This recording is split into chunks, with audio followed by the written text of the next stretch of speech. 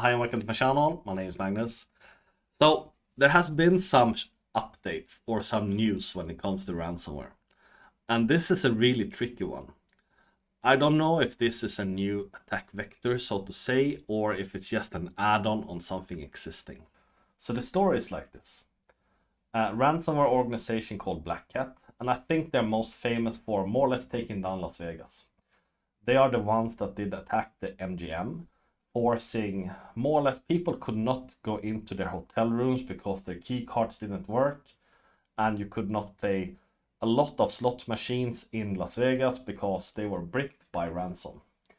I think it's one of the biggest within 2023 at least. So what did they do to top this? Well, BlackCat did gain access to Meridian Link. And then they extracted data. More or less they stole data from Meridian Link. Then they did go back to the victim, Meridian Link in this question, and say, we have stolen your data. Please pay us ransom. You have 24 hours to pay this. If you don't pay us this, we will sell your data or we will release your data to the general public. Please comply. But Magnus, this is nothing new. I mean, extracting data, reselling data, this already happened in like 2019.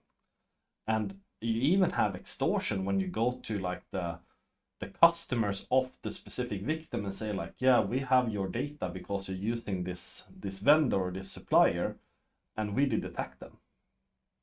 Yeah, but BlackCat did do something new. And this is the tricky part. So what is the new thing here?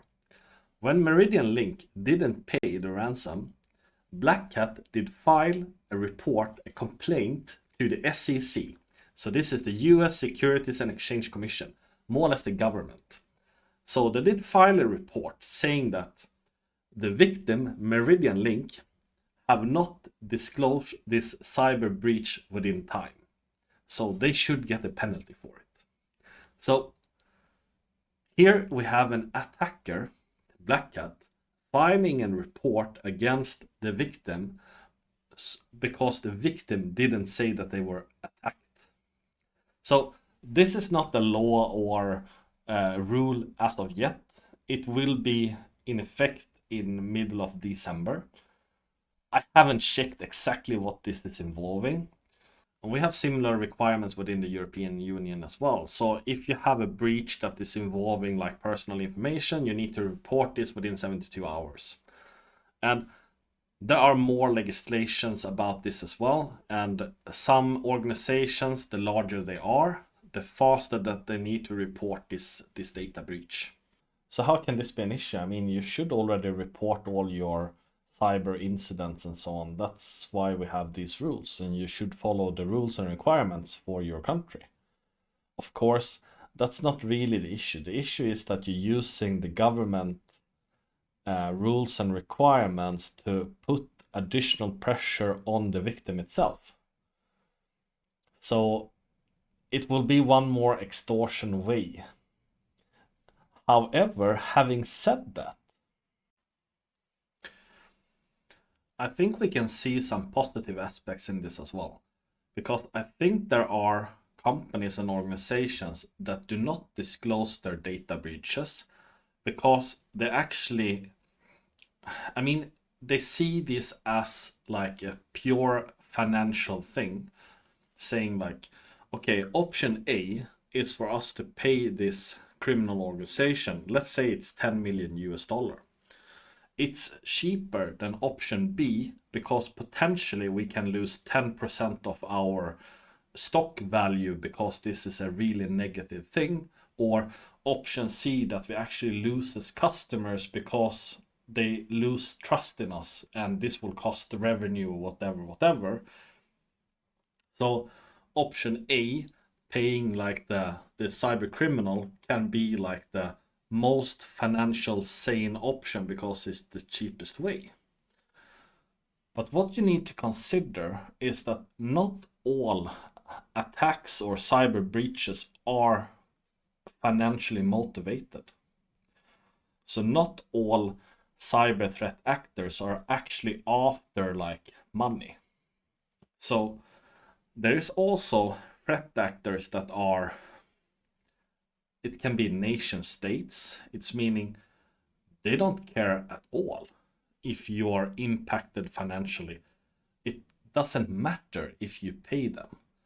It can also be like politically motivated or ideologically motivated to more or less put up negative things about you. So let's say it's politically motivated and someone is saying like, yeah, if you don't pay us, we will report you. Okay, so we pay you. Okay, go away, be quiet now. Okay, but let's say this is politically motivated. Okay, then they see it as, okay, you didn't file, this is a breach of whatever law. You also didn't disclose to your customers because you didn't disclose it to the organization, and you try to pay off criminals, meaning your morals, or your like, yeah, your morals more or less is not as we see it.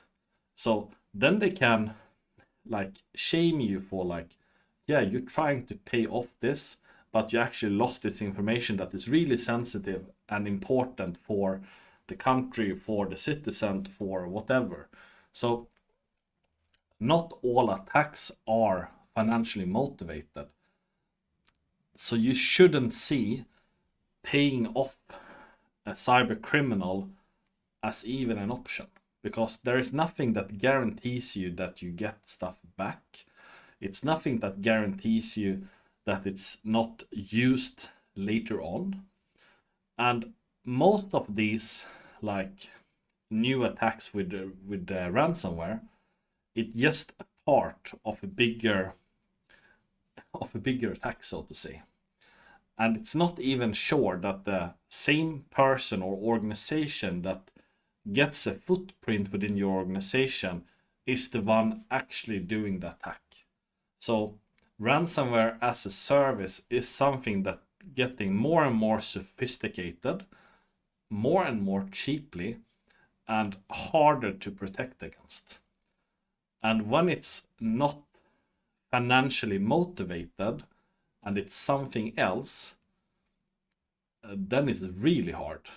So financially motivated attackers is something that is like the easiest to protect against. It's really strange. Okay, maybe it's the thrill seekers and so on that is easiest to protect against, because they don't have the financial gain, they just want, I don't know, recognition. But financial things, you can limit the amount of people that want to hack you for bad reasons by having like a bug bounty program. But if you are facing an attacker that is geopolitically motivated because it's more or less war, they don't care about your money. If it's ideologically, it doesn't matter if you pay them as well. So I think that's, let's say, food for thought. And the last thing I wanted to highlight, and I have highlighted this in other videos as well. So if we check on like how long does it actually take you for notice any breach within your network, it's still around 180 to 200 days. And then it's additional 50 to 100 days for containing the threat. And if we actually check like who was it that identified the breach, in around 25 to 30% of the time, it's the attacker themselves that makes themselves known. And in 40% of the time, it's a third party. So take that into consideration. It takes a large amount of time before a breach is noticed. In a large amount of times, it's actually the attacker themselves that is notifying you as a victim that this is going on.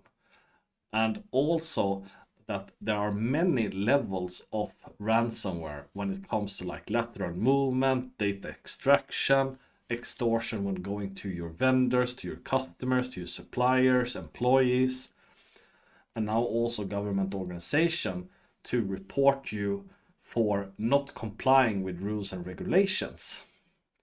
And on top of this, you also need to think about the motivation of the attacker themselves. So my recommendation is, of course, to do proactive steps to try to protect your data and your network as much as possible. And it's the simple stuff, or the stuff that we have talked about the last 15 years. Segment your network, patch your stuff, limit access to your things, meaning separate servers from users. Not all users should have access to everything. So that's like the basic stuff. And on top of all this, make a plan on what you as an organization should do when this happens to you. So have a plan B. So practice to be fucked. It sounds bad, but I think that's the best. And I would advise everyone that is facing like a cyber attack, cyber incident, take help of a third party. Like there are companies that are specialized in this sort of breaches that can assess the damage. And it more or less all companies and organizations will face this type of threat. So you need to have a plan B. And I myself, I wouldn't pay cyber criminal because you don't know the motivation, you don't know if it actually helps to pay. So I think that's it for this video. Thank you for watching, and I hope to see you in the next one. Take care.